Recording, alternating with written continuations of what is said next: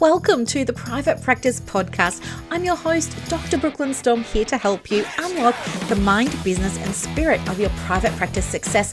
So whether you're just starting out or you're looking to grow, this is the place for you if you really want to create a thriving private practice.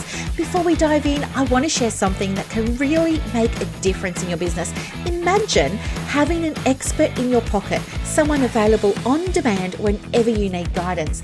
Well, that's exactly what my new program, Practice Momentum, offers. With over 30 years of experience at your fingertips, you can now get the support you need whenever you need it. Curious? Head over to brooklynstorme.com to learn more. Welcome. This is just going to be a quick-ish episode because I have an appointment at 9 and it's 20 past 8. So I'm just going to share this one. If I have some time left over, I will talk with you about what's going on behind the scenes over here, because you know me, there's stuff going on. There's stuff going on with ADHD, there's stuff going on with my own business planning, there's stuff going on with identity, there's stuff going on with wearing all the different hats, and there's stuff going on as a result of I hosted a live Q&A recently and it brought up a lot of stuff, and I'm still trying to process that. So we'll talk about that as well at the end if there's time remaining. If not, I'll just carry it over to Saturday. But what's on my mind is we're coming into the next quarter, right? The next quarter is October, November, December, and I want it to be different for you because I want you to be able to feel like you're in control of the practice. I'm going to share with you a simple way of having that control and break it down so that you're able to implement it. Here's what we're going to do. Stay with me because I know you're going to think, oh, it's boring and I don't want to do it. But I'm going to show you, again, as I just said, like how you can be the leader in your practice so that we can get the business working for you rather than you reacting to it. So here's the thing. We're going to do a business plan. If I didn't just say that, sorry. We're going to do a quick business plan. But the reason why I want to do this is because I also know that for the longest time, I never had a plan. And the reason I didn't was because I thought they were boring. I thought they was something men did in, banks and insurance companies. I didn't feel like they were really relevant to, listen, right? I was so naive. I didn't really think it was relevant to me. It didn't apply to me. It's because I was like, well, it's only me and my business. I don't need a plan. Like, I'm not Coca-Cola. I don't need a big plan. And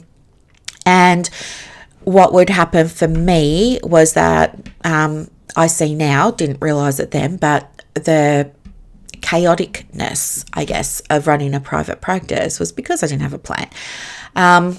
There were also, when I say the chaoticness, I guess what I'm referring to there is being very reactive in the business. So for me, back then, before I knew better, I just thought turning up and seeing clients and going home at the end of the day, like at the medical centre, I thought that was running a private practice. Turns out, no, that's just you turning up at a medical centre doing work, right? It wasn't until I went and leased my own place outside of a medical clinic that a lot of the learning happened, and that's where many of you are when you first start, right? You maybe are doing it from home, you're alone, you don't have the water cooler conversations with other private practice owners, or you're there in a brick and mortar building, renting a consulting suite, renting a room somewhere, and you don't have people to talk to.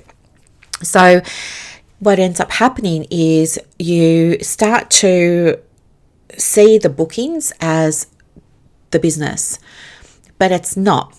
The bookings are a result, I guess, of how you're running the business, and they form just a little piece of the pie. Actually, what just popped into my head then was, Trivial Pursuit, how it's got like the circle and you put the little pieces of the pie in it. Yeah, it's kind of like that. I think the bookings are just one little piece, but those bookings are determined by how you run the business.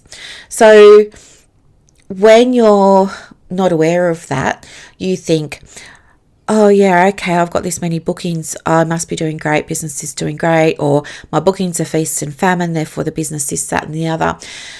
I want you to understand, no, the bookings are the result of what you're doing, okay? It's not the other way around. And the other thing that I can share with you is, like, many women in private practice, whether you're starting or whether you've been in it for a little while, is this, it's like it's all we focus on. And then we kind of do a little bit of marketing around it, right? We maybe post some stuff on social media, or, we'll go in groups and ask people for help about what other directories do we need to be on to get more bookings. So our focus becomes solely and wholly on that without really understanding everything else. So when the bookings become low, instead of looking at the business and how we're running the business and what the business needs to do differently to change it, our focus is still on clients and bookings. And so we just start grabbing at things. And that's what I mean by being chaotic and being reactive. And when we're grabbing at things and clutching at things without any real rhyme or reason other than the drive, or I've got to get a client or else this is going to happen, I'm not going to be able to pay myself, or, or all of that kind of stuff, it's a big thing. So I want you to get off that hamster wheel, and I just want to let you know that a business plan can be feminine, and a business plan can absolutely work with your ADHD. So let me give you a couple of perspectives, right? I think in order for a plan to work, you need to have both the masculine and the feminine energy in it. Again, I'm just going to reference myself. Before I even did a business plan, I thought they were boring because I don't like planning. I don't like structure. I don't like being told what to do. I don't like being locked into things. I know now that's because of the ADD, right? And I like the freedom and the flexibility and stuff. But also, I just felt plans were like a guy's thing. Like, that was my mentality. I just thought girls don't do planning, like women just don't do that. This was my mentality because I've never been around women that planned. Like, I just never knew what it looked like. So here's what I know now, 30 plus years in. You're going to have a plan. The best plans are the ones that are masculine and feminine. What do I mean by that? Let me explain. The masculine is making sure that we've got some structure, right? We need to have the structure. When I speak about masculine and feminine energy, you can go back to other podcast episodes and hear all about that. It's fascinating stuff. But if you're just catching up, I think the Cliff Notes version of it is in this sense anyway. Think of it like, I use the house analogy. The masculine energy wants the blueprint, and then it's going to take care of constructing the house. It's going to get the slab laid, it's going to get the foundations built, it's going to get the framing, it's going to get the house to lock up, right? And then the feminine comes in and makes it beautiful, makes it nice to look at, makes it a nurturing space, lots of different textures, the right colors. We'll invite people in for a housewarming. She wants connection with people. She's building relationships in that house with friends or children or family, or do you know what I mean? There's a sense of community because she's connecting to the community, and now people in the community are coming to the house and things like that. She's cooking in the house, there's music in the house, those kinds of things, right? But she could never build a house. Here's the thing. If you try and create a business plan just on the masculine, it's not going to work, because in order for it to work in your private practice, you need to be able to show up in the feminine, right? You could have a structure for your business plan that says, right, in October, I'm going to do this, November, this, December, this, and here's what I'm going to do each week, and da-da-da-da. And you could do those things, but it's going to be not fulfilling. When it's not fulfilling, you're not going to get a dopamine hit. When that doesn't happen, like the joy is not there. It's not going to be something you look forward to, connect to. You're not going to connect to it because you're disconnected from how this is serving your community, how it's serving your clients, how it's serving you, all those kinds of things. So if you just write out, here's what I need to do, which many of you have done, I know, and I did the same thing, right? You've heard about my journey with planning. I've spent hundreds of dollars, if not thousands, on, like in air quotes, the best planners that were recommended by, leaders in the field. And I have sat down on a Sunday afternoon with my stickers and my highlighters and my special pens and markers, and I've written out what needs to happen over 12 weeks. And then I look at it on Monday and I'm like, ugh, like I just can't. So you need to have the feminine. Now, if you don't have the structure, if you say, it's still not for me, I'm still not convinced this is something that I really want to do, I'm just going to keep doing it the way that I am. Here's what happens. Without the structure, the feminine goes a little bit cray-cray.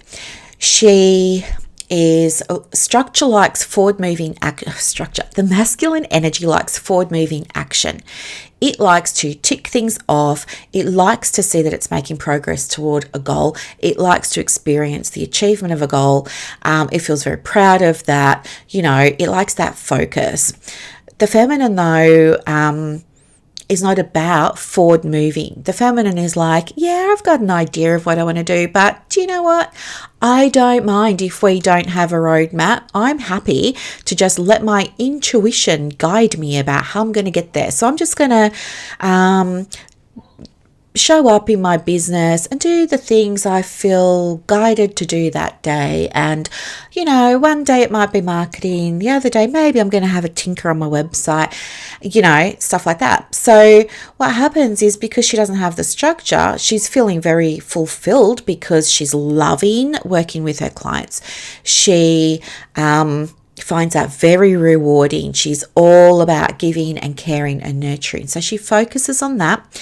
And then when it comes to the business side of stuff, she has, busy weeks and slow weeks.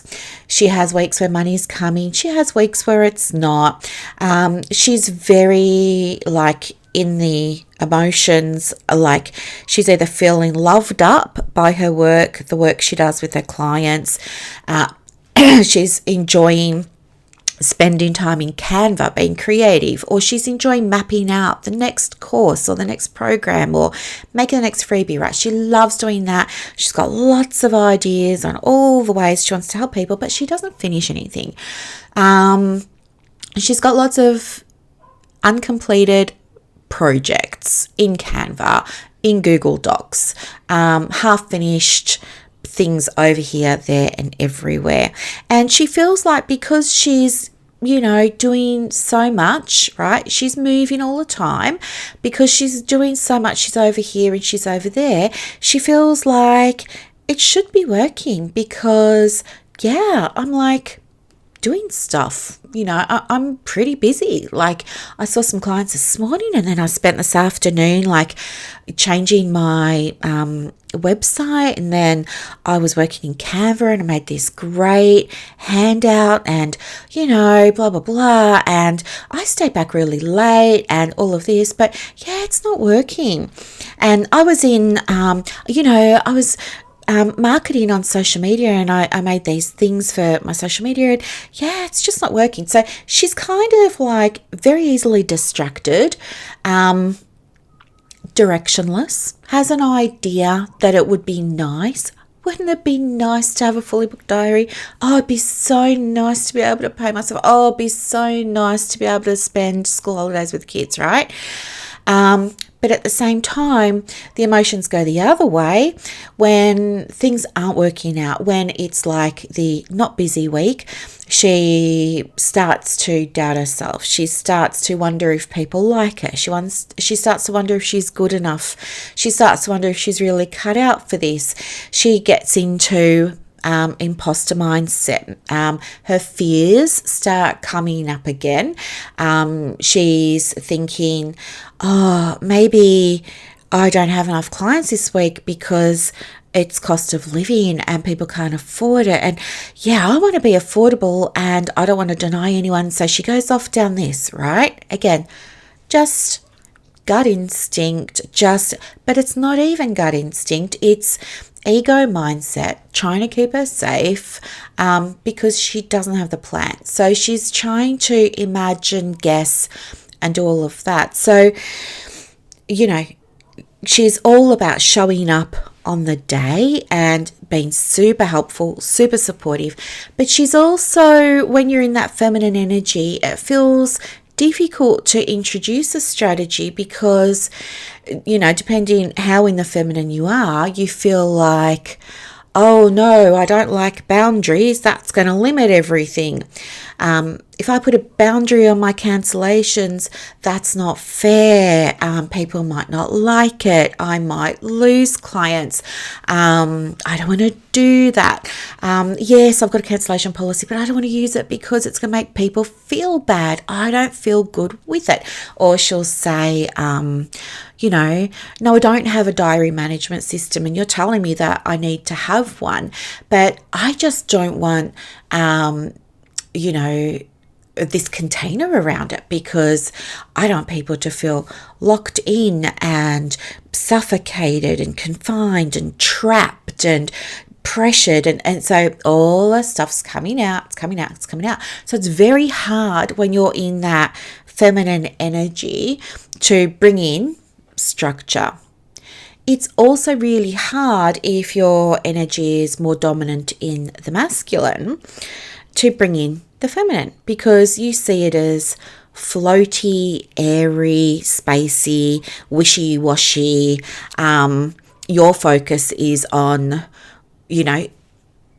seeing the numbers go up, whether that's revenue, whether it's subscribers, whether it's downloads, whether it's follows, whether it's sessions, whether it's how much you pay yourself, all those kinds of things. Like your focus is solely and wholly on that. So when I suggest to you, well, hey, strategy alone ain't gonna cut it. It's hard. What can happen when you're more focused on the in the masculine side is it costs you relationships. So when it comes to, I don't know, maybe marketing, instead of doing that in the way the feminine would, so the feminine is never going to go into a Facebook community and throw up images that she made in Canva about her session availability and spamming people with links to her diary. Like, she would never do that.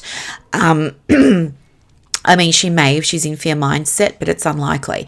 The way she's going to fill her diary is by just being present in those groups and participating in the conversations with people. And it's through building relationships that over time, people get to know her, like her, trust her, start reaching out to her. And that's how she builds her diary. It happens through connection.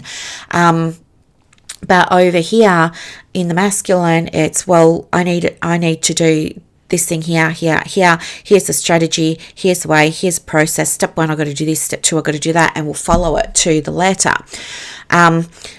So what happens when we're in the masculine is there's no space there for connection. When you're not connecting, when those relationships aren't being built, that rapport isn't being built, the trust isn't being built, that sense of this person gets me isn't being built. The nurturing isn't there, I mean, maybe in sessions, this person who might be more in the dominant masculine really likes a manualized treatment approach, or they really like very clear frameworks where we know we're doing this thing and this thing and this thing in these sessions. Somebody over here might really like packages and bundles for structural reasons, right? But it's because they're not making things pretty, they're not nurturing, they're not beautifying, there's no warmth, there's a lack of emotion, everything feels very professional, very corporate, almost very cold. Thinking about websites, somebody who might be in that space probably would create a website that uses language like we, our, and tries to present in a certain way. Likes to use very professional language. The about section reads like a CV. It's very maybe general, very general. A very, I use the evidence base, this, that, and the other, professional headshots, very kind of, very, very professional looking. Whereas somebody who's in the feminine, mostly, she will have maybe selfies that she's taken. She might, her language is different. Her language is better connecting, right? Because she really understands her clients. She gets it. And so she's able to write in a way that they feel she understands. She does understand, right? She's having these conversations with her clients in online communities, on Instagram, wherever she's connected with them. So she's very tuned into her clients, and it's very easy for her to speak with them. Whereas the masculine, who likes a structure, is because they don't have that same depth of connection. They don't have that same understanding of, the experiences, the personal experiences, the emotional experiences, the daily experiences that their clients might have. And so they will usually go to something like ChatGPT, and they might throw in a prompt that says, my niche is, busy working single mums with ADHD. Please tell me what their pain points are. And Chatty's just going to pull some generic stuff out. The practice owner is going to take that, run with it, and put it on the website. Whereas the person who's more in the feminine, is already connected to those women, those mums. She's hearing the conversations every day. She doesn't go into Chatty for that, right? She goes into her website and speaks from the heart and soul, and it's very clear that she knows exactly what it's like for her clients. So when we're trying to introduce, feminine approaches to running the business for somebody who's dominant in the masculine energy, it's a struggle because they don't see the value in it. They think it's not important. Their focus is on other things. The clients that work with me that do the best, that get the best results, that get the best outcomes, are the ones that integrate the masculine with the feminine. So I want to encourage you to do that with a business plan. And also because, many people in my world, self-diagnosed with neurodivergence or formally diagnosed with neurodivergence, things like that. I want you to know it doesn't have to be strict and tight and you've got to do it, you've got to do the tasks, It doesn't have to be like that. I think the easiest way for everyone to have a plan is simply to know what needs to be done, know how to do it, and get all the things done by, the end of the 90 days.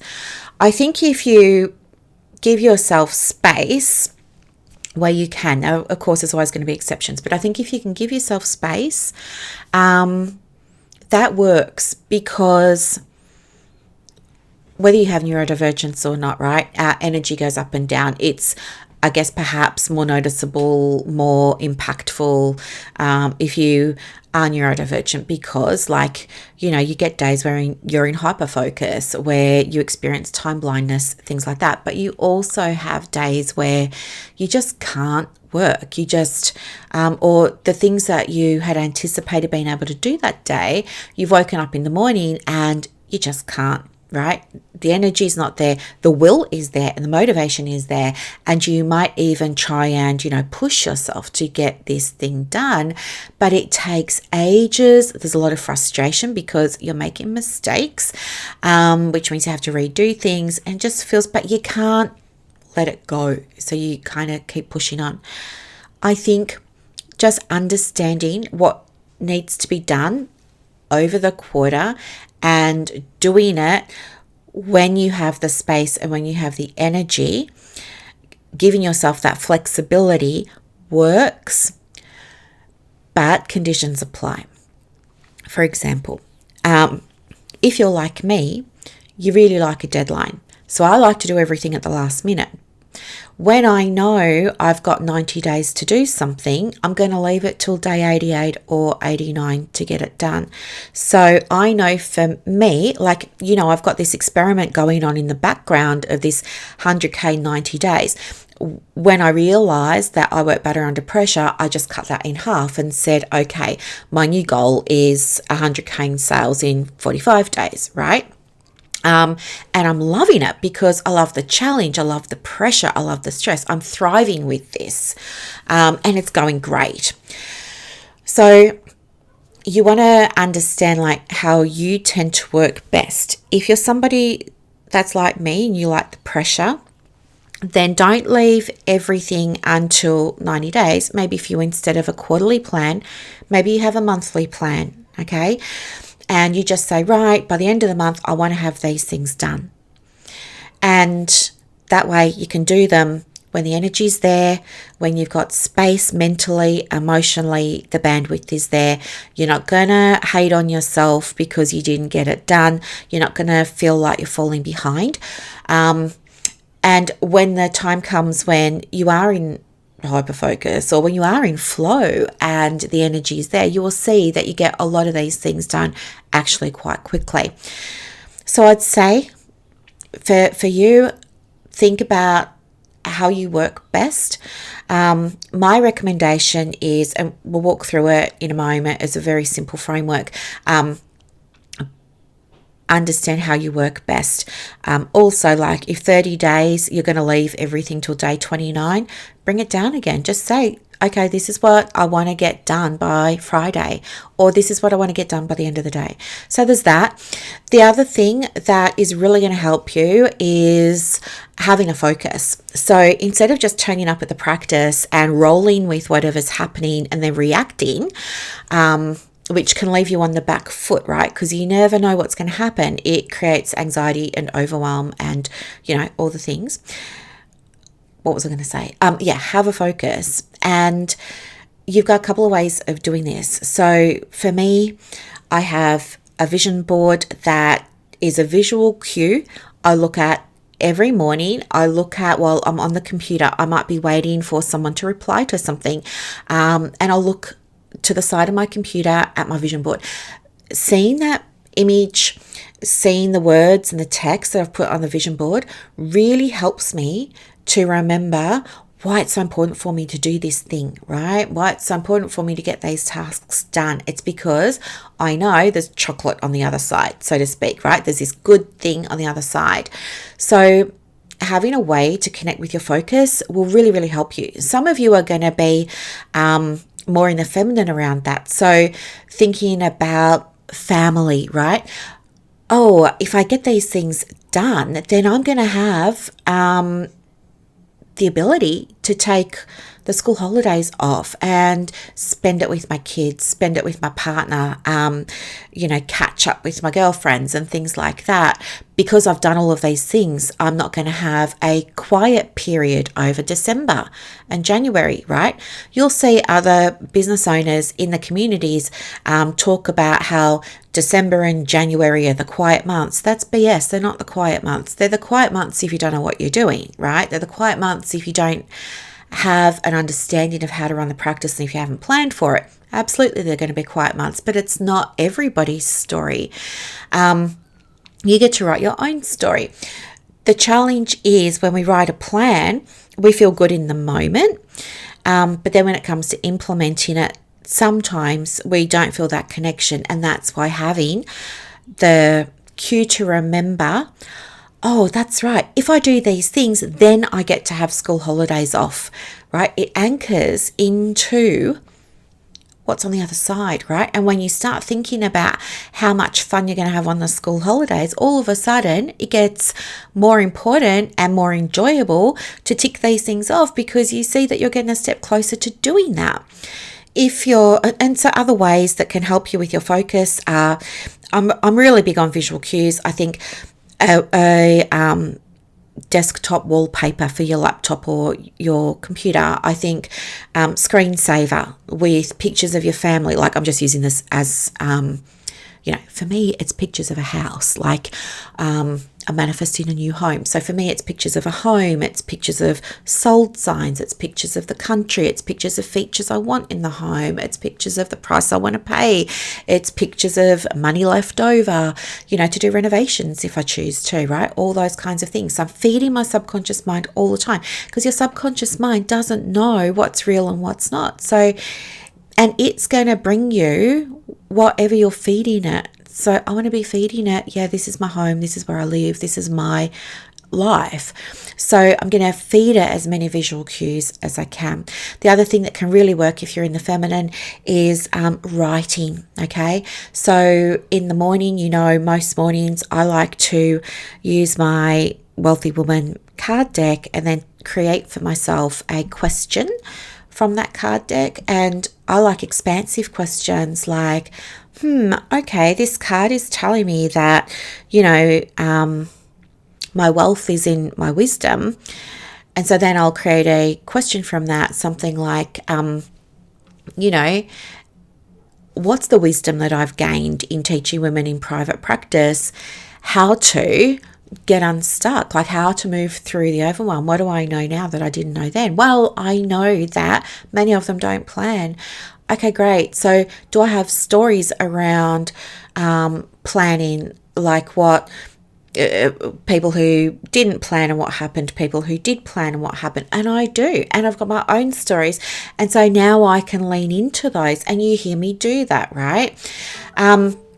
So this is how you could do it with the feminine for yourself, connecting in with writing, journaling, using cards, visualizing, breathing into your body, right?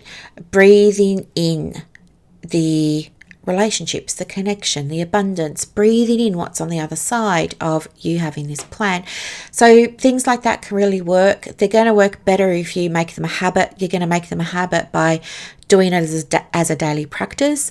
For me, what worked was habit stacking. So I'm very bright and alert in the mornings. So I like to now have my little daily practice, like 10 minutes or 15 minutes before I start working, right? If you're in the masculine, then what's going to work for you is diarising the tasks. So for you, it's going to look like mapping out the tasks that need to be done, prioritising them in terms of what's going to shift the needle the most quickly, or what's going to take the longest amount of time, the most resources, the most energy and effort, sorting that out, and then putting it in the diary, and then ticking it off. So each week, I've got to see clients, but I also need to do this thing. That's what's going to work for you, because you like structure. What will also work for you is tracking. So for you, instead of having a vision board, what's going to work is you having a progress tracker. So you can print some off on Canva. They've got some images, and you can go and colour things in, right? Or you can connect dots to, see your lines going in an upward direction. But for you, that's what's going to work, right? Because you need to see it's working in order for you to keep doing it. So I want you to, if you haven't been business planning or you haven't been able to stick with one, I want you to really, take on board what we've spoken about today and take what resonates with you, leave what doesn't, of course. And the invitation is to think about, okay, in terms of the next quarter, what do I really want to experience? So instead of what do I want to do, think about, how do I want to feel on 1st of January, when I'm looking back over the last quarter, how do I want to feel? Maybe you want to feel connected, accomplished, abundant, like whatever it is. So think about how you want to feel. And also think about the observable, measurable, tangible goals that you want to have, right? Is it more time? Is it more revenue? Is it paying yourself? Like, figure it out. So who do you want to be? What would you want to have achieved, right? And work back from there. So when it comes to how do you want to feel, what do you want to have achieved, that then brings up identity, which is, okay, who do I need to be in order to feel this way at the end of 90 days and have achieved these things, and use that to map out your 90 days. The simplest way to map out the 90 days I found is to do that. So I just get a piece of paper and I think, okay, it's the end of the quarter. How do I ideally want to be feeling? Well, I want to feel successful. And success, what does that look like? So drill down, like, don't be general and vague. So successful for me means, my clients are getting more results, right? That would be success for me. The revenue's increasing. That would be success for me. So that's how I want to feel. And then what are the results? Well, I want better results for my clients. I want more clients. I want more time available to me and less commitments in my diary. Like, whatever it is you want, put that there. And then do the identity work around it. Okay, who do I need to be? And how is she different to me? What do I need to do to close the gap here? And from there, map it out, right? Map it out. There's not only things to do, there's ways to be, and there's ways to feel. And they're the things that are going to support you. That's what I'm talking about. The successful business plan brings together the masculine, what do I need to do? The feminine, how do I want to feel? But more than that, it's not only how do I want to feel, it's what feeling do I want to be experiencing here? How can I create more of that feeling for myself in the business, right? It's being aware of how you're feeling impacts what you're doing. So, for example, if you're feeling not good enough and you're feeling heavy and you're feeling exhausted, but it's in your plan to do the social media post, like, it's not going to go anywhere. You'll do it because you're forcing yourself and you're putting pressure on yourself, and you, like, in inverted commas, know you should. But the feeling isn't there, and people are going to pick up on that. Versus if you were feeling connected, if you were feeling inspired, if you were feeling helpful, that's going to be very different content that you're putting out. And which one do you think is going to work? That's what I'm saying. So I want to think about those things. And then once you've unpacked those, that's probably where the meat of the work is. And that's probably a good afternoon for you to do. Then you want to identify, okay, what are the practical steps that I need to be doing here? And from there, you've got choices. If you're somebody who's mostly in the masculine, I would say map it out, put it in your diary, whether you're using Haloxy, Splos, Clinico, Acuity, Google Calendar like me. Put that thing in your diary as an appointment. So it's blocked off and you're going to get it done. Because if you don't implement right, nothing's going to change and you'll be still here in 6 or 12 months' time. If you're mostly in the feminine, I would say instead of putting it in the diary with a day and a time, put it in the diary as an intention and say, it's my intention. where, if it's in the interest of my highest good, my clients, the universe, source, all of the things, I get this done this week, amazing. And just see it and know that when you're in that space, that's what you're going to be doing, and be okay with not doing it and carrying it over to the following week. Because with the feminine, the energy flows, right? She's going to be in flow where everything's happening and it feels easy and it feels light, right? It's like the equivalent of us in neurodivergence with our hyperfocus. But at the same time, it's going to ebb. So there's going to be other times where she's feeling like overwhelmed, tired, impostery, like all of that too. So be understanding, have some space for yourself, and be okay with not getting things done that week and just carrying them over to the next. It's totally okay. As long as you're doing things that are moving the needle and you've got your focus, it's going to give you the clarity. It's going to calm you down. It's going to give you the steps. It's going to stop you asking everybody else what you should be doing or what you need to be focusing on. It's going to stop the rabbit holes. It's going to stop the chasing bright, shiny objects. And it's going to start improving your confidence, and it's going to start making you feel like you can do this. Because I know that you can. I also know you just never learned it, right? So anyway, this is a snapshot of what it looks like. And if you would like help creating a business plan or understanding, I don't know, is my energy mostly masculine or mostly feminine? Can you help me figure it out? And then help me figure out like a simple plan for October, November, December quarter? Absolutely, I can. I'll put the link in my show notes. You can book a complimentary 15-minute call with me and we can do exactly that. Not a problem. I'm here to help. Okay. And yes, of course, it's more complicated than this. When we are in practice momentum, like I'm doing a business planning session with a client this morning, they go for 2 hours, right? It's a big thing. It's not a 20-minute podcast episode, but I want to give you enough stuff here so it's A, not overwhelming, B, maybe it shifts how you've been thinking or feeling about your business plan. That's a clue right there about planning.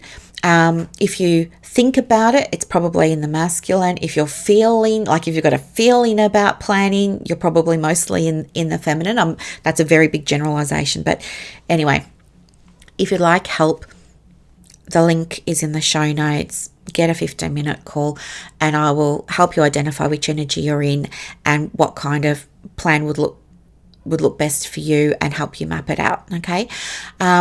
But otherwise, thank you so much for listening. It's bang on 9 o'clock now and I need to go and speak with a lovely client. So I'm going to wrap it up there. Thanks so much. Have a beautiful day. I hope it was super helpful. Bye. And that's a wrap for this episode of the Private Practice Podcast. So as you reflect on today's insights, imagine creating real success in your private practice without going down rabbit holes or exhausting yourself with business activities that don't move the needle. With Practice Momentum, you have push of a button help available on demand. It's like having an expert in your pocket ready to guide you whenever you need it. Visit brooklynstorme.com to discover how Practice Momentum can transform your approach to building a thriving practice. I'm Dr. Brooklyn Storme, and I'll see you next time as we continue exploring the mind, business, and spirit of private practice success.